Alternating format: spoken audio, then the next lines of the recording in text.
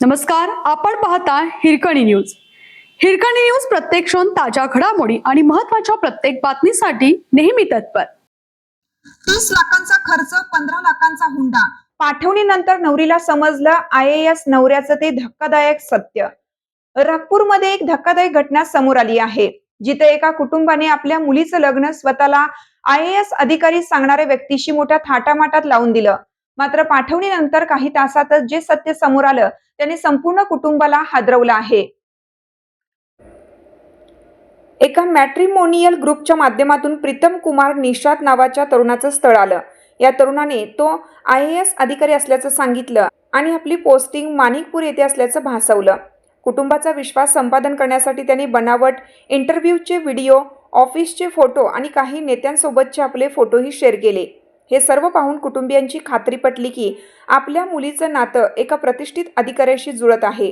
विशेष म्हणजे सुरुवातीला या तरुणाने आपण हुंडा न घेता लग्न करणार असल्याचं सांगून कुटुंबाचा अधिकच विश्वास जिंकला. 11 मार्च 2026 रोजी नंदानगर येथील एका मॅरेज लॉनमध्ये हा विवाह सोहळा सर्व रीतिरिवाजानुसार पार पडला. मोहद्दीपूरमधील एका हॉटेलमध्ये पाहुण्यांची विशेष व्यवस्था करण्यात आली होती. मुलीच्या वडिलांच्या मते या लग्नात तब्बल 30 लाख रुपये खर्च झाले होते. 12 मार्च रोजी मुलीची पाठवणी झाली. मात्र काही तासातच एका फोनने सर्व काही बदलून टाकलं.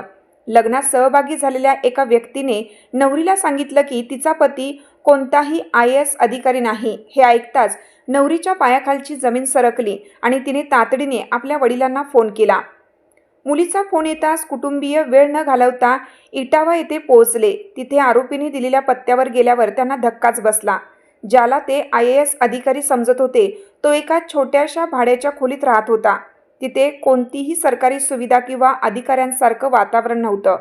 कुटुंबियांना पाहताच आरोपी आपल्या बहिणीसह तिथून पसार झाला. या फसवणुकीमुळे मुलीच्या कुटुंबाला मोठा मानसिक आणि आर्थिक धक्का बसला आहे. आपल्या हिरकणी न्यूज चॅनलला लाईक करा, शेअर करा आणि सबस्क्राईब करायला विसरू नका आणि रहा अपडेट.